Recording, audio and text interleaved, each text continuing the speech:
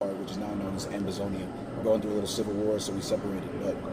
But coming over here, you know, there's a lot of just things that I didn't really just know off rip, and they were kind of just foreign to me because I was a foreigner. And going, you know, like all the way up through college, I would see people record, and I would always think like, oh man, I wish you gotta know somebody to get in there and stuff like that. Whole time you can just book that, you know what I'm saying? But at the same time, I'm a college student, so I don't really got the funds to do that and anything like that. So you got to make something happen. If you don't got the time, if you don't got the money to do it, sacrifice your time. So I got my computer. Like I said, I bought that program and I just dedicated myself. What program was it? Pro Tools? FL Studios. Oh. So I got FL Studios. You know what I'm saying? Right. I started off on FL 11, people, and then I got 12, and then I just kept going with it. And I learned some other DAWs too, because once you get the basics of it, it's all cool. But what really did it for me, you know, is the music process is so cool because it's pure creation. It is the closest thing you can get to creation. You think of a melody in your head, and you're gonna put that stuff down on a track with somebody else, with a melody that somebody else created. You know what I'm saying? That's real magic. So I fell in love with that process when I was like, I want to record more, but I can't bug bro because he's in class and I can't pay for this studio, so something's got to shake.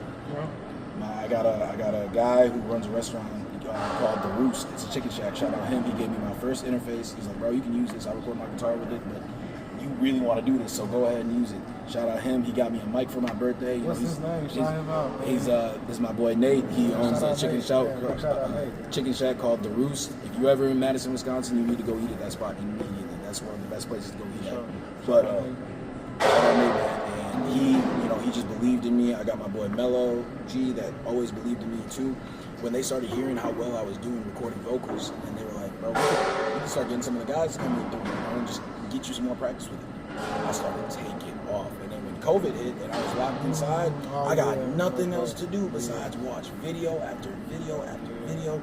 It got to the point where I became so obsessed with it, just like the process, because I wanted it to sound like, once you hear good audio and like what it sounds like, you can't go back.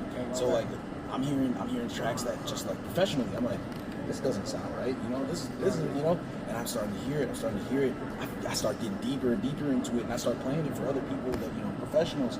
And one of the panelists that we had at the Wisconsin Does Music Summit, you know, he's a Grammy nominated, I think, producer. I remember being on live with him, and I was like, hey, what do you think of my mix? Is it good? And he's like, oh yeah, this sounds perfect.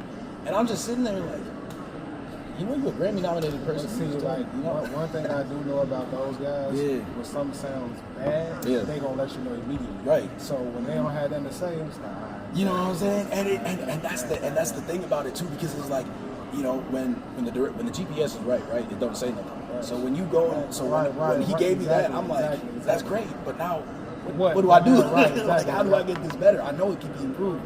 And I think just hearing things like that, it really made me enjoy that side of audio a lot, because now I can really mimic stuff. I can go after like some of these, like, you know, singers that I really enjoy looking at, breaking down Michael Jackson's like layerings of stuff like that. Look at how, you know, like The Weeknd, he's my favorite artist, seeing how he layers his stuff with like an engineer like Leangelo, putting in 3 different reverbs just to get the right amount of space. It gets so technical and so personal that it almost becomes spiritual. You know what I mean? So, I know exactly what you mean. I love the engineering side of that stuff.